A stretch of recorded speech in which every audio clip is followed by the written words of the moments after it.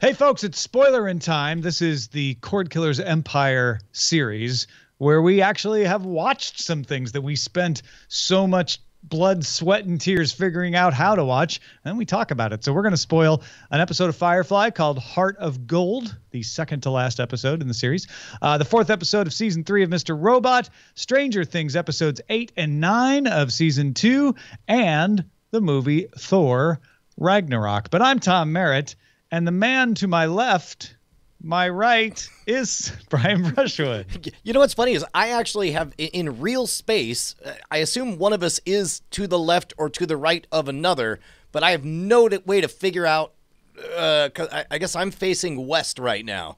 Oh, see, yeah, that makes it complicated. I'm facing north.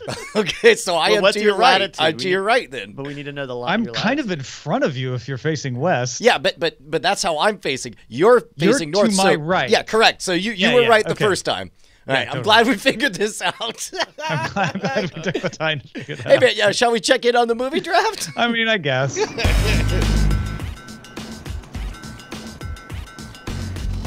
Here's the problem with you and I teaming up on the movie draft. We will both be equally as excited or disinterested to check in on it. I know. It's like the segment becomes, who cares? Next thing. Like, we're so boned, man. But the interesting thing here, and it doesn't stop us from being any more depressed, Team Cordkillers Thor Ragnarok has $122 million opening weekend. So it's not that people won't go to see movies. It's that they don't want to see any of these movies that have been out so far this year. Yeah, but even then, that was a bit lighter than I had expected. I thought, I guess for a standalone Thor, I mean, maybe. Considering, just remember, it's opening weekend. It has now beaten the domestic gross of every other movie in the draft. Correct. After opening weekend. Correct, but this has also been like an astonishingly poor. This whole year has been very bizarre. I guess I was expecting Thor to cross over the 300 million mark, but I'm going to say that's way optimistic. Opening weekend, really? No, total. Oh, total. Like, I no longer believe that's possible. 122 does seem a little light if it's going to cross 300. Yeah. Right. It now feels like this is going to stall out around 245 or so, which is still going to be great, but not champion territory for Team Cordkillers. Still looking at that big goose egg at Frog Pants. 85% of Star Wars: The Last Jedi. Coming out this weekend, you all should go see both these movies as a double feature: Daddy's Home 2 and Murder on the Orient Express, because they're both our movies. Although I'm not hearing great buzz about Murder. I was about to say, and also make sure to tell us about how they were, because we will not be going to see them. Daddy's Home 2 is just not my kind of movie, but apparently if you're into that kind of movie, it's good. So that one's getting decent buzz, but it's also just not going to bring that many people into the theater. I agree.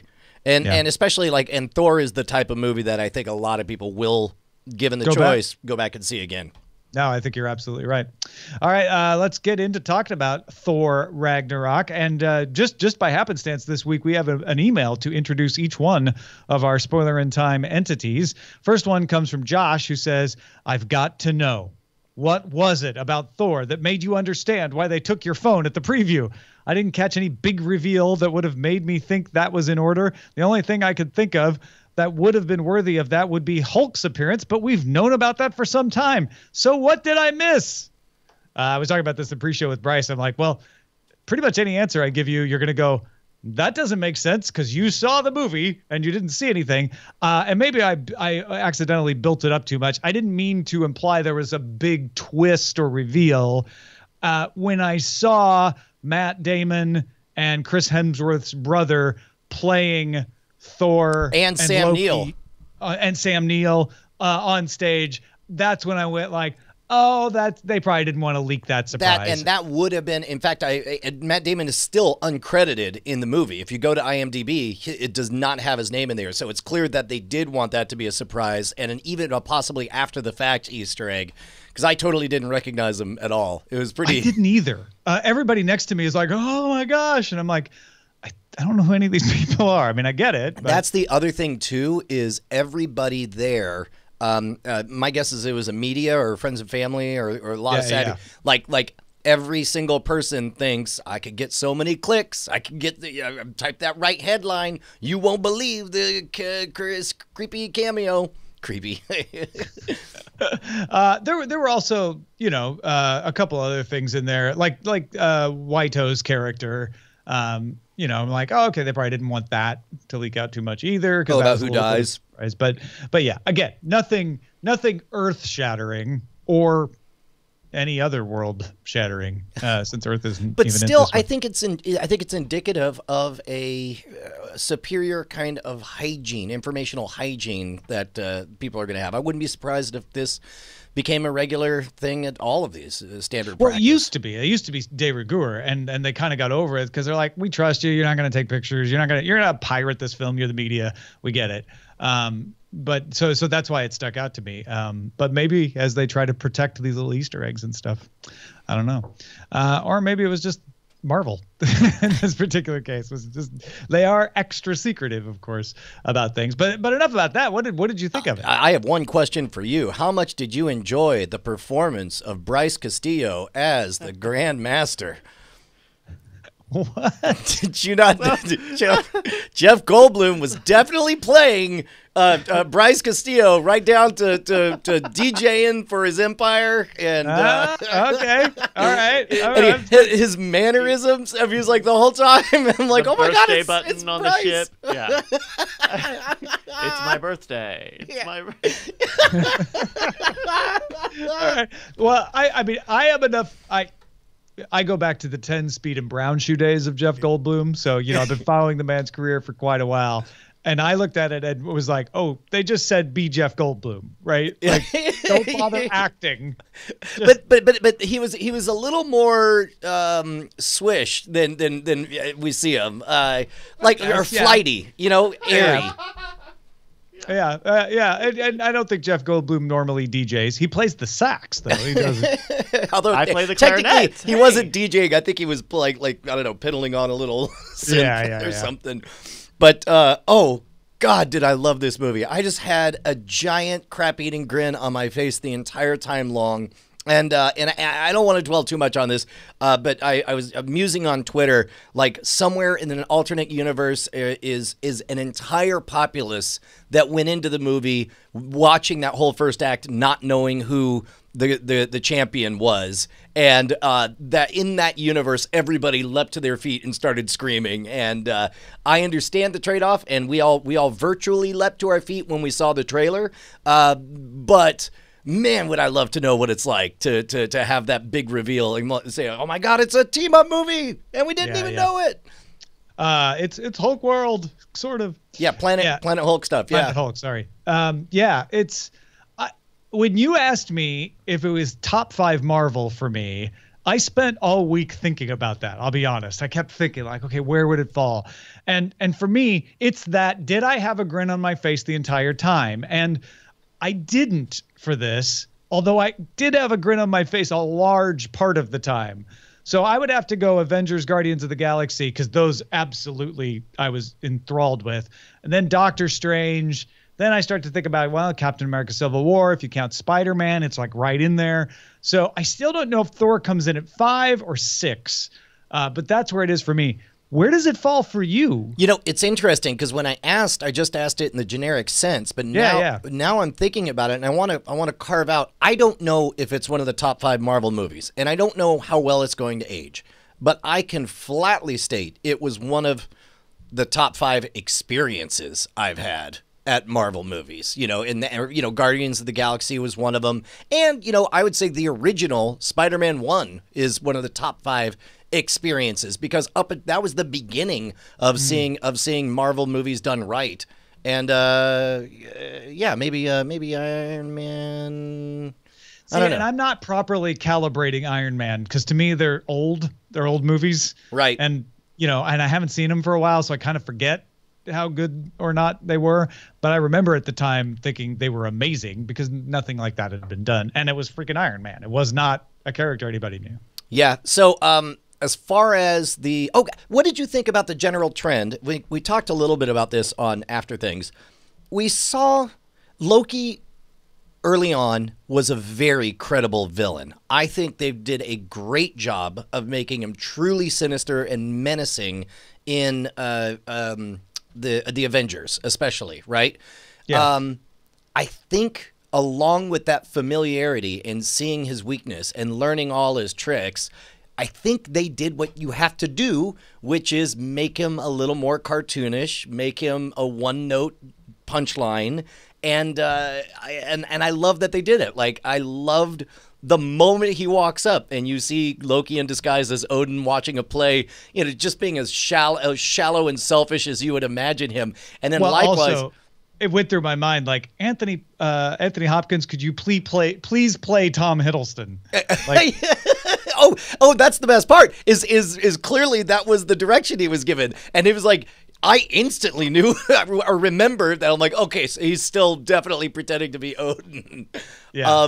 It was great, and Odin's death was only I don't want to say Odin's death. I think was intentionally weak because it's just like. Look, we're not going to try to get you to cry or nothing, and we're just going to, he's gone, whatever. Yeah. I'll be honest. What went through my mind during that scene was like, Hopkins didn't want to go on location, so they shot it in his backyard. Could be. I also loved that that each piece of the Marvel puzzle is getting its own visual aesthetic, so that the second you see that spiraling sparks, you're like, oh, and then that it's Doctor Strange, and it was just so much fun, and I didn't mind it being a comedy. Man, I'll tell you what, Chris Hemsworth is funny. He's funny. He's got good timing, and there is a part of me, the part of me that hates fun, the part of me that gets mad at the neighbors for laughing too much and doesn't give children candy at Halloween. That part of me was like, well, Thor didn't have a sense of humor. Where did this come from? Well, and right? I think that's part of the story they're telling, is that he learned one from hanging out with the likes of Tony Stark. You could see that because he was a stick in the mud at the beginning, and you do see him over time, just as you see Captain America go from fish out of water idiot to all of a sudden he's like, okay, I kind of get the way that some things never change. I get this world now. I'm savvy. I didn't mind it at all, any of it. And one of the things I was worried about early on was like, these jokes are really funny and I'm laughing, but am I going to get tired of it? And I think the key to me not was they didn't push it too far. I think he did a great job of pacing the jokes, but also Cate Blanchett, every time she came on screen, I'm like, ooh, now we're back to the serious stuff. Even though she had a few funny lines, I felt like they did a good balance with her of like, oh, there's true evil. Got it. And I loved her performance too. Yeah. And I don't want to say I liked that they kind of sullied the legacy of Odin, but that was an interesting move for them to reveal, like, hey man, all this paradise built on death and slavery and whatever else. I mean, it's true of every society. Yeah, you look too far back, you can't gild everything, and that was fair enough. Loved the world that they were in. I'm such a dork. I love the fact that they kept not calling it Asgard. He's like, let's get back to your ass place. And then going in the Devil's Anus, it was like, I didn't know it was called that. I thought it was hilarious and still really fun and had some great surprises. And here's what it did very, very well. And I cannot imagine what it's like to watch this movie without the context of everything that came before it, because so much of it relied on subverting expectations. You expect Loki to trick you or to be powerful, and yet instead that's what makes it funny that you see a slightly annoyed Doctor Strange banish him and throw him off to the side and so on. I just loved all of those subversions of expectations the entire movie long. The jumping out of when Banner just falls right onto the bridge and doesn't change into the Hulk. Yeah. No, I enjoyed it as well. I think it's funny. I didn't go back. I didn't have the urge to go back and see it again, as you did. Although if I'd had the opportunity and the motivation, I don't think I would have resisted. I think I would have said, yeah, sure, let's do that. Yeah. Let's move along to Stranger Things. Now, we're going to talk about episodes 8 and 9, but Andy from Michigan says, listening to your take on episode 7, and while I do agree that it was a somewhat weaker episode, I also think it's important for a few reasons. One, it introduced us to 8 and her group, and I think it's very likely they will play a role in season 3. And Brian kind of, acknowledged that potential as well. And now we've gotten all of their backstory and messy first meeting stuff out of the way in a simple 1-episode package during a somewhat quiet point in season 2, and they'll be able to start season 3 at full speed. 2, it centered Jane on where home is. She got offered a home at least 3 times in this season, first by Hopper, then by her aunt, and then by 8. And it always went this way. This is your home now, with her asking home, and now she's picked one for herself where Mike and her other friends are nearby. 3, it was a bit of a break before the wild ride of 8 and 9, kind of like that pause at the top of the hill on a roller coaster. Every person I talked to who's seen season 2 stopped at the end of 7 to save the last 2 episodes for tomorrow. It's a natural break point, so people will go into the finale fresh. Yeah, I think I understand that. I think it was a clumsy and repetitive implementation of that. You could have done the same thing by us not seeing her, and just you have a casual conversation where Hopper is just like, "Look, man, no, I got her out of the upside down. She stayed. One day she announces that I'm not her real dad, and I haven't seen her since. I don't know where she is." Then the next episode, you cut to her, out on the streets of Chicago, runs in with 8. Then that's fine, but it's like she already had her time lost in the woods. We didn't need to see it a third time. She spent the entire between the 2 seasons lost in the woods. Then she left. I do like his point about her being offered home 3 times. And I don't think it actually changes whatever your opinion is of episode 7 at all. Because if they'd done it the way you're describing instead, this point would still hold, which is 3 times they said, "This is your home." And she's like, "Is it? I don't know." And then I do like that point that after this episode, she decides, okay, this is where I want to be. Well, I want to be back. To jump into episode 9 territory, I think that's what made it so precious and final when we see her being given a real birth certificate. And, she's a real girl now. Yeah. And by the way, I loved the reverse imagery. Paul Reiser was perfect casting for this because we get to see him pretty much in a remake of Aliens, pretty much aligned with the bad guy team like he was with Aliens, only we get to see him in a redemptive light, being the good guy, doing the right thing, and suffering for other people. Like you really get that he's one of the good guys by the end. Yeah. And it sucks that Samwise Oswalt is the one that goes down protecting, not even protecting everyone, kind of, in a way that shouldn't necessarily have had to happen, and that Sam Reiser lives, but his character isn't bad. And Sean Astin's character, wasn't really that helpful, honestly. Like I just love the murkiness of that pairing there. Yeah, for the series in general, I liked the fact that season 1 we had 1 adult alien. Again, we're thinking about the Alien movies here, right? I'm almost certain this is intentional. Season 1 was the movie Alien, right? It's in the shadows. You get closer. You finally get a good look at it. It becomes an action movie at the end. Season 2 is Aliens, where at least half of it, where you've got these young pups. It's a bunch of wild dogs attacking, and they got to figure out how to make it happen. Season 3 very clearly is going to be you got to take on the Hive, which is not so much like Aliens, because Alien 3 was nothing like that. But at any rate, I like that progression. That's a good 1, 2, 3 progression, and hopefully we'll go beyond that. I didn't care for how much shoehorning back. I mean, it's like how crazy. It's like, oh, God forbid Will actually be Will and present there. We got to make him crazy Will to where he's not really there. We're still saving Will again. And his mom, God forbid that, she recovers and gets healthy and becomes a much more interesting, in-depth character. She has to be crazy-eyed mom again. And only this time she's doing the tough thing of torturing her son because she's crazy. I'm halfway there with you. I really, really don't need crazy eye mom again. And in fact, it's almost a reverse character growth. Like I felt like she was in a better place at the end of season 1 than she is through most of season 2.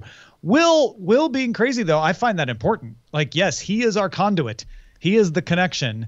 And if they had gone and like, oh, this time Mike is the one, it's like, well, why? Why is it him? No, it makes sense that he's got the connection because he's been there.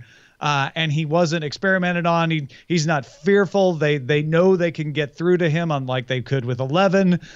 So I don't know that I would want it to be any other way than with Will. I understand the weariness of like, oh, it's Will again. To me, that's essential. Like it has to be Will again. He's the key to it.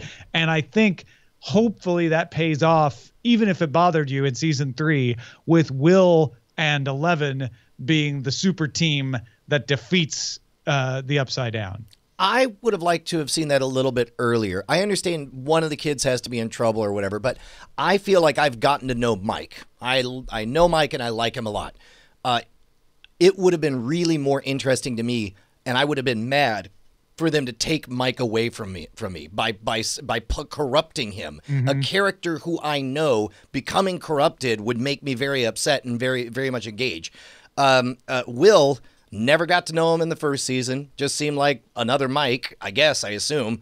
And then the second season, I'm like, oh, we finally get to meet Will. No, we don't, because he's got to go back to being the missing victim. And so yeah. There's a little Will Mike confusion. I definitely feel that too. I'm now 2 seasons in, and I still have no idea who Will is, except for that he's a sweet boy who's a victim all the time.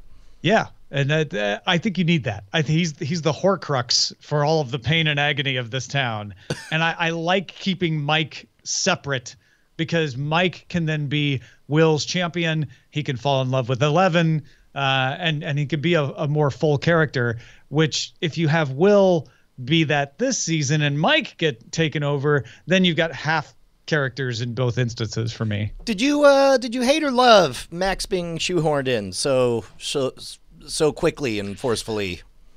I went back and forth through the watching. There were times when I just felt like, I don't need, like early on when she was mysterious, that was cool. Then when she got into the gang, I was like, oh, but now she's just in the gang. And they tried to address that by having them like, no, you can't tell her stuff. And I got kind of tired of her. But when she was fighting with them, actually, in these last episodes, it felt natural. It felt like, okay, yeah, she has fought for her place here. So, there's some kinks in that storyline along the way. But by the end of it all, I was good with her. And I was like, yeah, well, I'm glad we've got her in there. And she had an interesting backstory. We just seemed to take a long time to get to it. Yeah. I would say the same. By the time we got to the end, I said, well, I'm glad the group is bigger and more robust and there are more interesting interactions to be seen. But not so much that I'm willing to forgive the laziest, sloppiest, Simpson-esque trope of like, let's just bring back Elle. But this time she's got a skateboard. It was a total Poochie introduction, and I was like, "You got to be kidding me!" I was not a fan. The skateboard bugged me too. Actually, that was my first negative with that as well. Poochie. I hadn't even thought about that. That's perfect.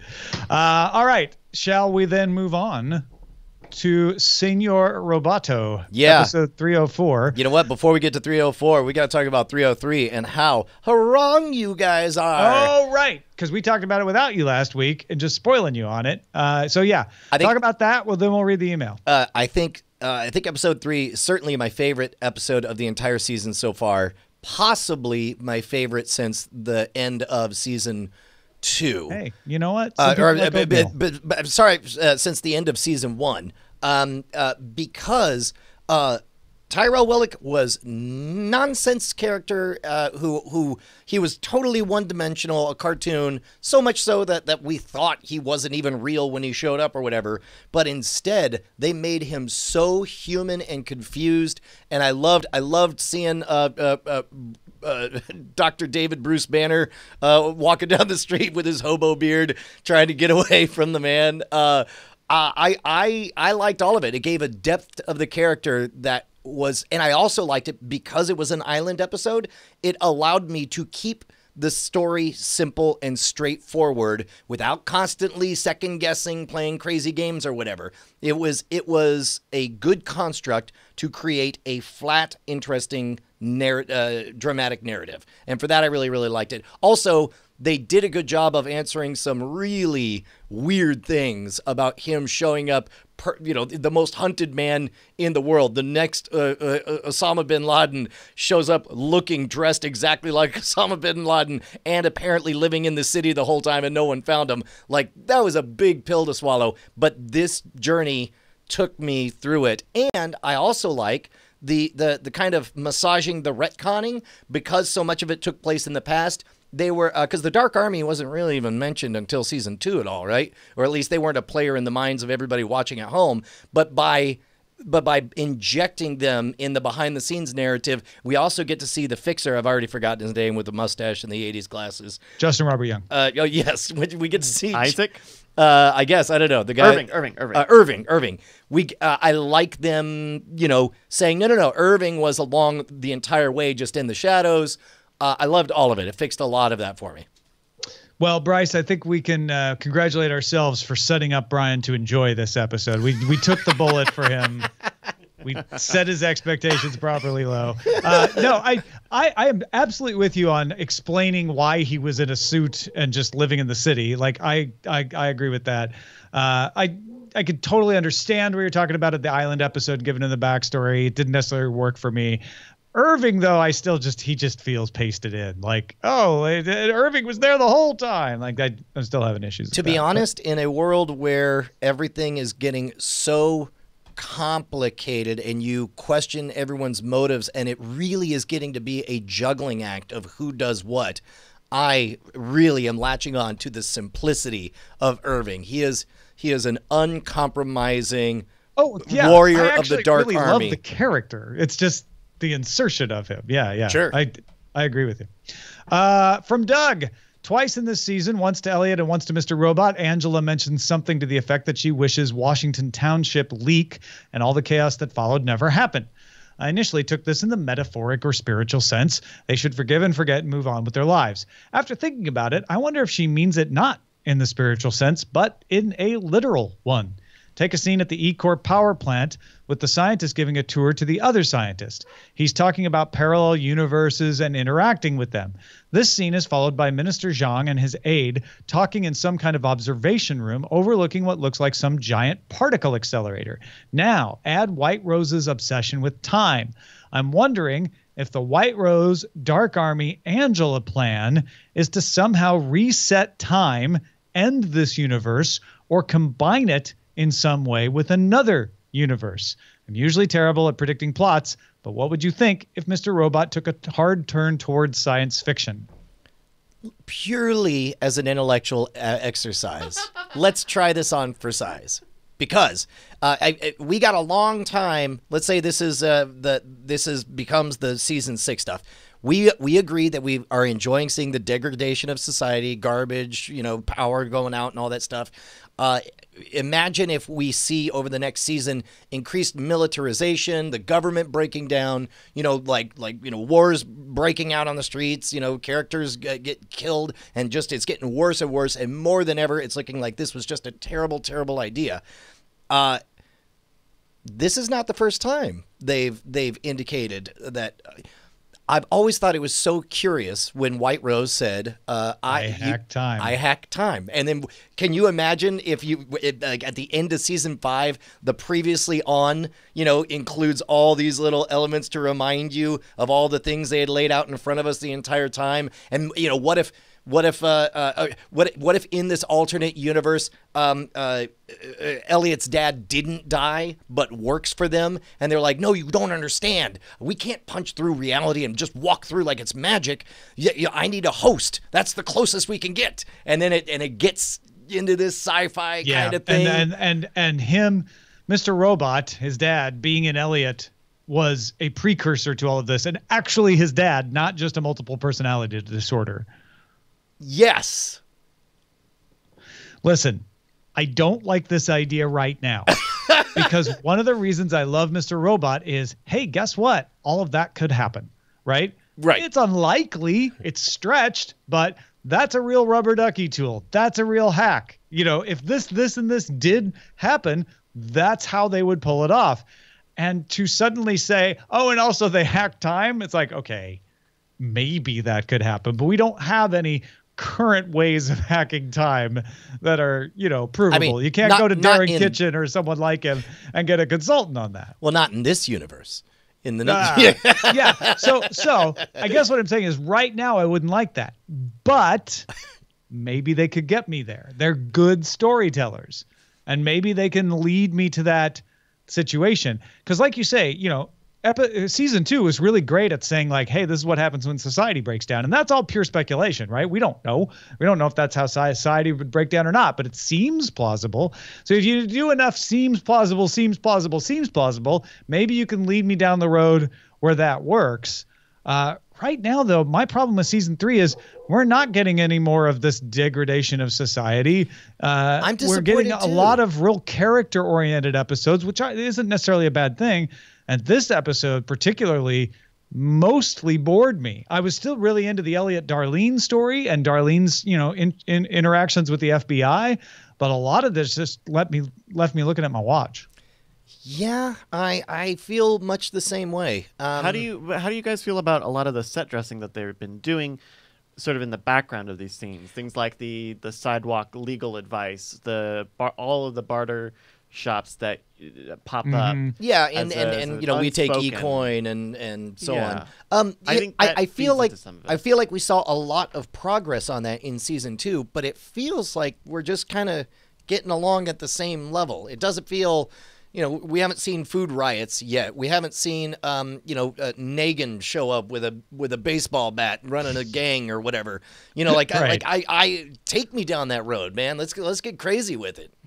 Yeah, I don't mind that we're not seeing that if you're giving me a really good main storyline, because, like you say, it is happening in the background.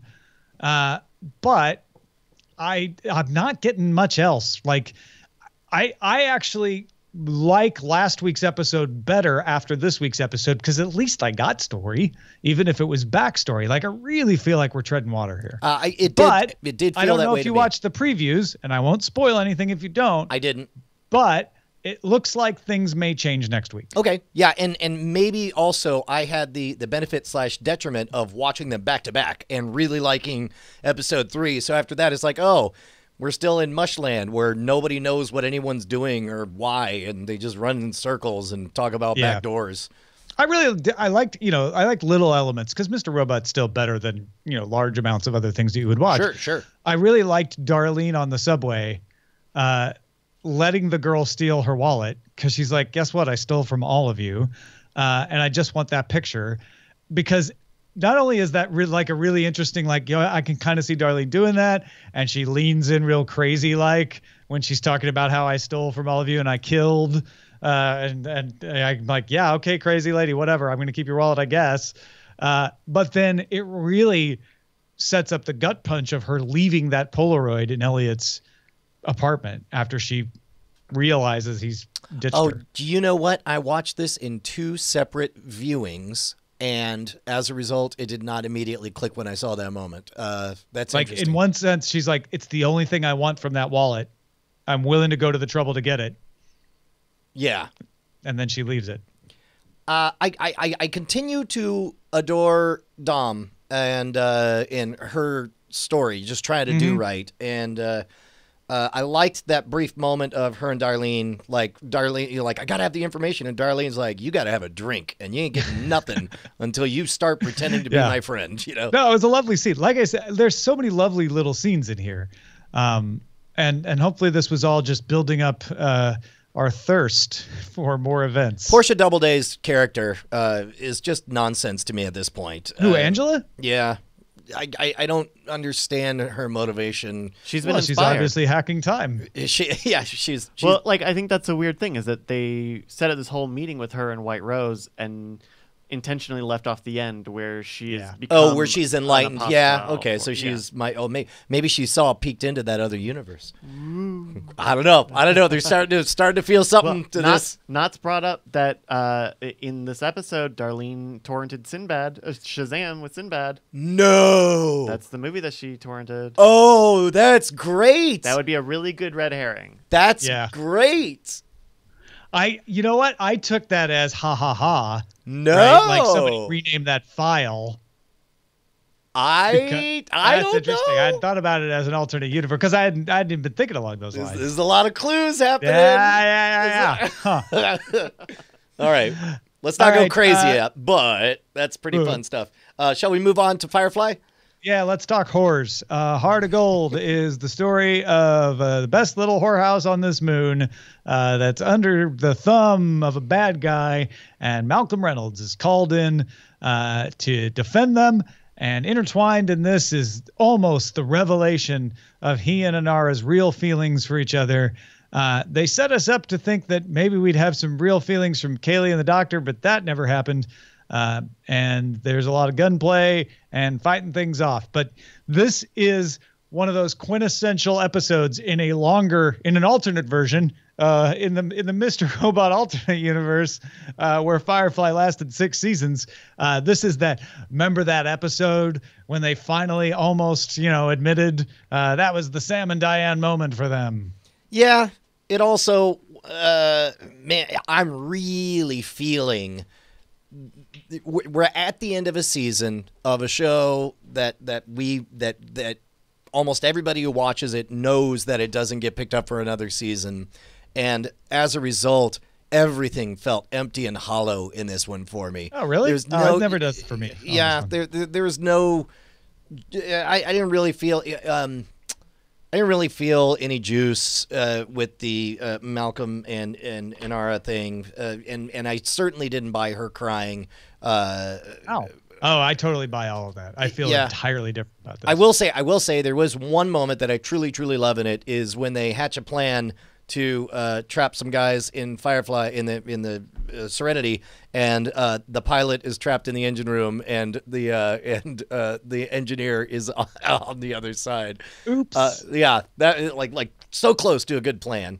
But I found it a little bit cartoonish. And you know what? Here's the other thing is I normally get lost in storytelling to where I don't know notice production stuff, but you could tell just how cheap this felt. This felt like a very cost-effective episode. He's got a house with some wrapped in tinfoil, and they show ostensibly these driving things that are just golf carts with old Star Trek set pieces glued to them and stuff. And yeah, you had an entirely different experience of this episode than I did, and I'm sorry for that. I was almost breaking down at Inara crying. Like, wow. This episode always hits me that way. I am cheered by the rallying of the girls to fight. I'm not saying it's one of the best episodes of Firefly, and it definitely has its weaknesses, including the solar sheeting that you're talking about. But generally, I find it a pretty compelling episode. Lon Makes is saying in the chat that this episode didn't air, and it did. Okay. The last 3 episodes that didn't air eventually did air. This episode aired on August 19th, 2003, after the show had been canceled. And keep in mind also, the closer we get to the end of the season, the more I'm just amped up for Serenity, the movie. And that, seeing even scenes that are similar, like the riding the horse, chasing the guy down, so similar to the opening heist scene of Serenity, and only one version was really, really great, and this one you could tell was like a proto version of it on virtually very little money. I don't know. Yeah, in fact, Trash, The Message, and Heart of Gold, these last 3 that we watched, were not aired in sequence. They were aired the following summer as fill-in programming. Oh, wow. That was just kind of throwaway stuff. All right. Well, that is it for Spoilerin Time. Thank you all for joining us. Hey, real quick, Tom. Do we want to start cluing people into our plan for once we've watched everything? Yes. So next week we will watch Objects in Space for Firefly. Then we'll watch Serenity, the movie, which, like you, Brian, I'm excited to watch again. And then after that, we are going to watch the runner-up for our vote. And this is something Brian and I kind of talked about when the vote happened. We're like, well, Firefly wins, it's so short. Maybe we'll pick the runner-up to watch next. So we will do another vote in the future. But for now, after Firefly, we will be watching Deadwood. So this is continuing our tradition of movies cancel or television shows canceled before their times. Yeah, exactly. Before they actually get to finish. So knowing that, eyes wide open, we'll go in. And you know what? I missed Timothy Olyphant. We haven't seen him in months. In days. Days. Although it will be fun to watch a younger version of him with a before he's, God. There are times during Justified that I got so annoyed with the character of Raylan that I'm kind of excited to give him a reboot and watch him through a new lens. All right, folks. That's not happening next week, though, but it's happening soon. Thanks, everybody, for supporting us on Patreon, patreon.com/Cordkillers. You guys get these episodes before anybody else because you support us, and we'll talk to you and spoil you next time.